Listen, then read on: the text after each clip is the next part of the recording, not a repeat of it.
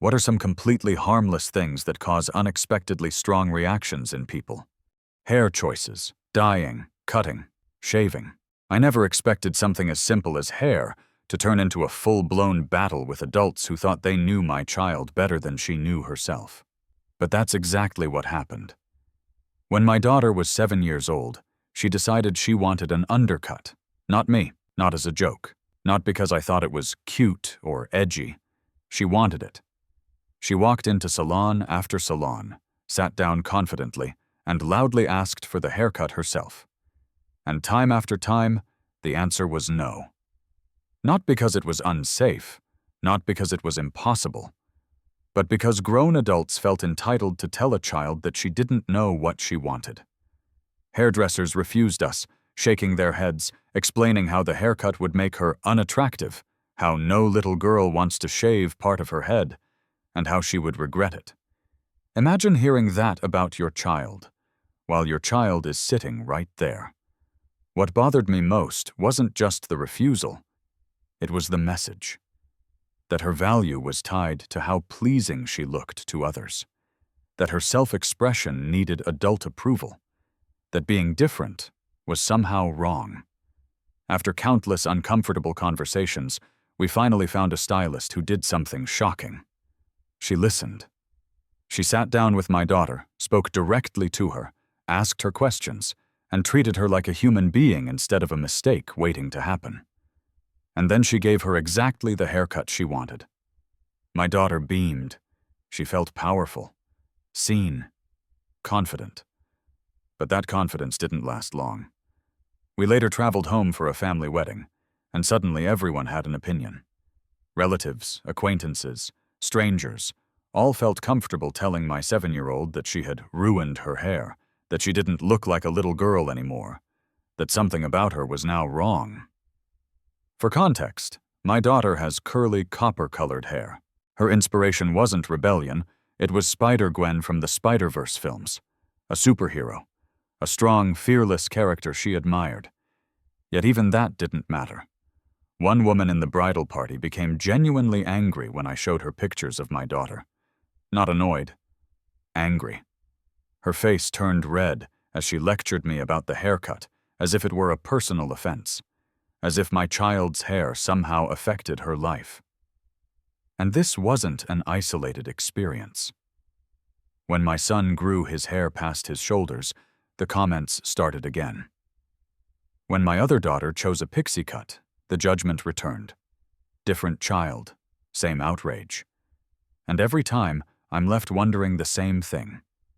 Why does society feel so threatened by children having autonomy over their own bodies? Why is self-expression acceptable only when it fits someone else's idea of normal? It's hair. It grows back. It's not permanent. And it's certainly not a moral failure. But the lessons we teach kids about confidence, choice, and self-worth, those can last forever. Any disability, really. It's astonishing how comfortable people feel acting like self-appointed disability detectives, as if it's their job to decide who is disabled enough to deserve basic understanding and respect. Blind people, for example, are constantly accused of faking their blindness. Why? Because they don't stumble around dramatically like blind characters in movies. Because they've learned how to navigate the world. Because they've adapted. Apparently, if you aren't bumping into walls every 5 seconds, someone out there is ready to call you a liar. If you can move even a little, then you clearly don't really need a wheelchair. If you stand up for a moment, you must be exaggerating. If you sit down too often, you're labeled lazy. The logic is exhausting and cruel. Deaf people face the same nonsense. Some are told they just need to listen harder, as if hearing loss is a personal choice or a lack of effort. As if concentration alone can magically fix damaged nerves.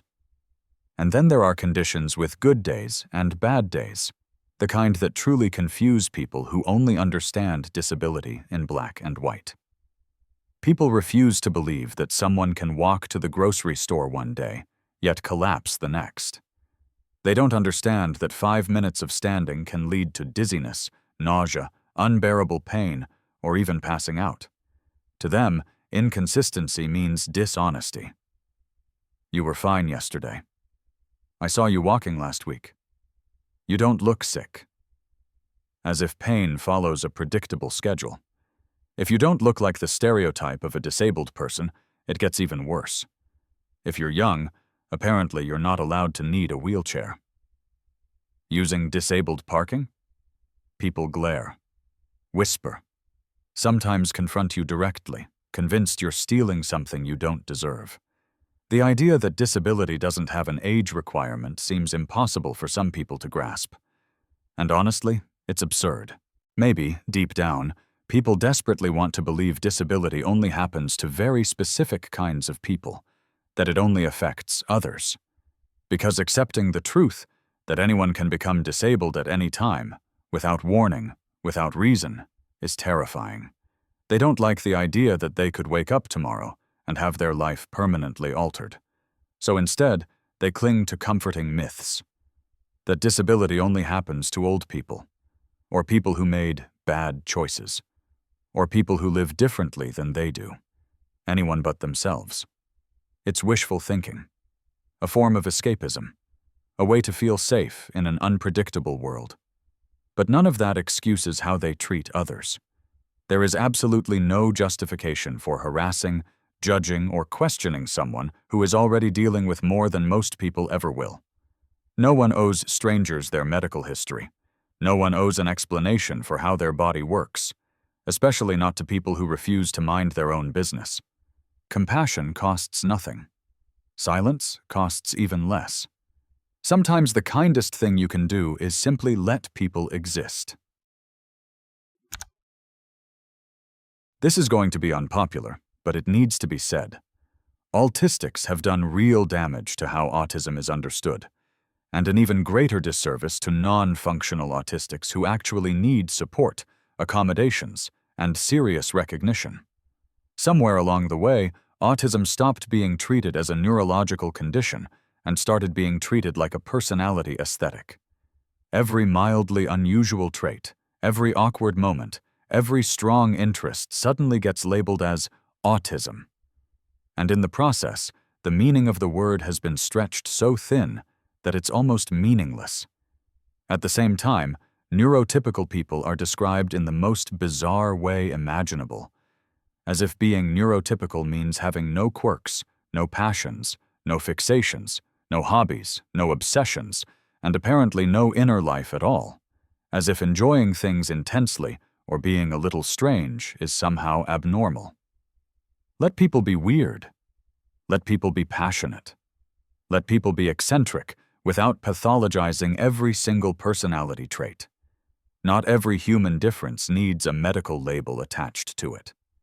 At this rate, it wouldn't be surprising if ADHD, OCD, addiction, antisocial behavior, and every other mental health issue eventually gets absorbed into one massive, meaningless autism umbrella. When everything is autism, then nothing is. I've personally been mislabeled as autistic more times than I can count. And the irony is that I'm highly functional, deeply empathetic, socially capable, and resistant to addiction despite having come close. I do have mental health struggles. I do have doctors. What I do not need are online strangers and armchair psychologists handing out diagnoses like party favors. Being introspective does not make someone autistic. Being socially selective does not make someone autistic. Being intense, opinionated, anxious, creative, or emotionally deep does not automatically equal autism.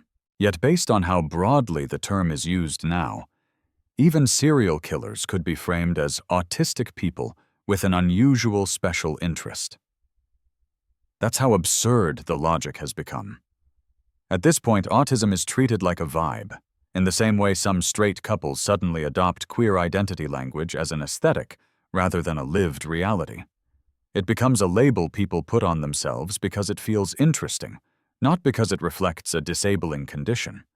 And that trend doesn't just dilute the term, It actively harms people who are genuinely disabled by autism, people who cannot advocate for themselves, people who need lifelong care, people who struggle to communicate, function independently, or navigate the world safely.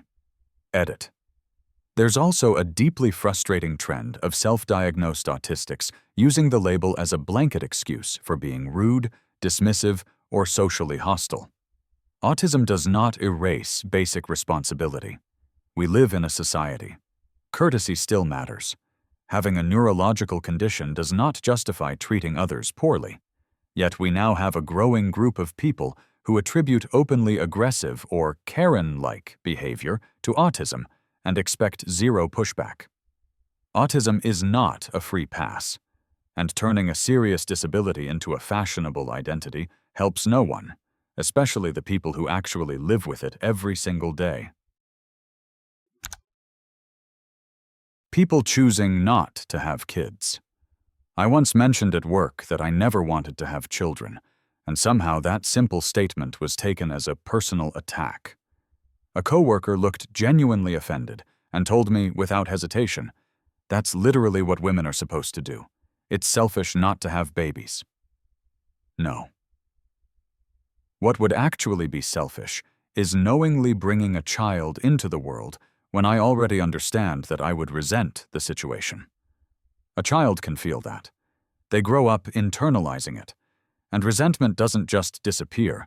It turns into emotional damage, distance, and eventually mutual bitterness. If I can't give a child a good, stable, loving life, emotionally, mentally, and financially, then I won't have one. Full stop. In my opinion, having children you cannot afford, cannot emotionally support, or cannot genuinely want is far more selfish than choosing not to have them at all. Wanting a child doesn't magically make you capable of raising one well. My favorite contradiction is when people accuse you of being selfish for not wanting kids, and then immediately list their own reasons for having them. One of the most common being, "So someone will take care of you when you're old." Think about that for a second. You're calling me selfish, but your motivation for having a child is future unpaid labor? That's not selfless. That's transactional. And it's also not a guarantee. Plenty of parents end up alone despite having kids. If I save even a fraction of the money that people spend raising children over the years, I can easily afford professional care when I'm older. That argument falls apart very quickly. And when they say, "You're so selfish," my honest response is, yes. That's the point. I know myself well enough to admit that I will be selfish in some ways. And because I know that, I refuse to put a child in a position where my shortcomings could harm them, even slightly. Ironically, recognizing how your own limitations could negatively impact a child and choosing not to create that situation is the opposite of selfishness. It's consideration. It's responsibility. It's putting the hypothetical child's well-being above your own desire to meet society's expectations. And to be clear, this stance is not an attack on parents. There are incredible, loving, selfless parents who do an amazing job raising their children. That experience is real and valid. But my experience would be different. Parenting is deeply personal. If I were the one raising the child, then the consequences, good or bad, would be shared between me and that child alone. So my decision is personal too. It's not commentary on anyone else's life choices. I also get told constantly, "You'll regret it later in life." How could you possibly know that? You chose a completely different path. You started having children early. You will never experience old age without kids, just as I will never experience it with them. You're not predicting my future. You're projecting your own fears onto me. Choosing not to have children isn't a failure, a flaw, or a moral shortcoming. It's a decision made with honesty, self-awareness, and intention. And that should be respected, not debated. I've noticed something interesting. Being in good shape and going to the gym 4 or more times a week tends to attract a very specific kind of commentary, almost always from people who are very much not in good shape. The remarks are rarely supportive. They're sarcastic, defensive, dismissive. as if your health routine is somehow a personal insult to theirs. The same thing happens when you mention that you spend your evenings gaming. Suddenly, people act like you'd be far better off passively streaming Netflix for hours, as if that's somehow more productive or enlightened. To be fair, this reaction is fading. I'm pushing 50, and the population of pre-video game era critics is shrinking fast. What really gets me, though, is how non-gym people will actively try to talk you out of exercising. Any minor ache, any sniffle, any inconvenience is immediately blamed on the gym. Maybe you should stop working out.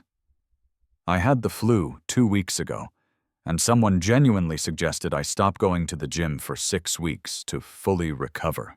6 weeks. As if my body is a fragile antique that can't handle movement. Meanwhile, the same people will proudly explain how they could never run or exercise after work because that's too exhausting. Yeah, I mean, I could never drink a case of beer every night after work either, but everyone has their own hobbies. One of my friend groups is mostly women, just me and one other guy. One day, the topic of partners came up, specifically how their spouses play video games. They joked about it, lightly mocking it, labeling it immature and childish. The other guy asked a simple question: why do you wish they didn't play games? The answer was unanimous. They wished their partners would spend more time with them. He followed up with an even better question. Doing what? And that's when things got awkward. There was a lot of, I don't know. Anything. Just not games. He looked genuinely confused. Then he asked if they did anything to entertain or engage their partners. One admitted she mostly just sat on her phone with nothing in particular to do. That moment was oddly productive. It highlighted something uncomfortable. They weren't really offering alternatives. Their partners had hobbies. They just didn't approve of them. Sure, going on walks together or finding shared activities might have been healthier for everyone. But dismissing someone's interests without replacing them isn't connection. It's control. I'll be honest, I'm not even consistent with working out myself. I don't have a personal stake here. But this mindset feels identical to people who mock others for sounding too smart or for expressing anything remotely intellectual. It's the same reflex. If I don't value it, understand it, or enjoy it, then it must be pointless, unhealthy, or immature. And yes, this attitude feels especially common in the US. A quiet suspicion of effort, a distrust of enthusiasm, a belief that caring deeply about anything is somehow embarrassing. Wanting to improve yourself, having hobbies, or choosing discipline over convenience shouldn't require defending yourself. But apparently doing anything other than the bare minimum is just too much for some people to process. Having different dietary choices, or even intolerances. For some reason, nothing seems to personally offend people quite like someone else prioritizing their own health, especially when food is involved. I have IBS and a fructan intolerance. This isn't a trend. It's not a preference. It's not me being picky. It's a medically documented reality that dictates whether I can function like a normal human being or spend several days deeply regretting my life choices. And yet, tonight, I was publicly scolded by my mother-in-law in a pub because I politely asked for no peas in my pasta. That single request launched a full lecture about how peas are delicious, nutritious, and good for you. I agreed with her. Completely. Then I followed up with the part she didn't like, that peas would cause severe gastrointestinal distress for several days. Suddenly, I was the rude one.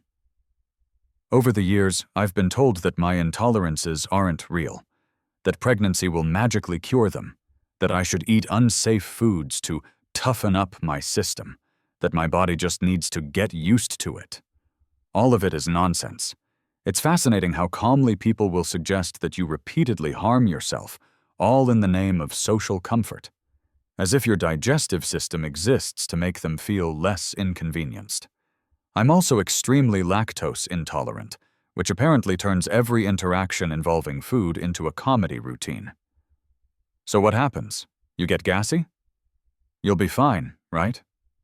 Just a little bit won't hurt you. Try the queso. Why are we doing this? Do I really need to explain my gastrointestinal system to justify not eating something?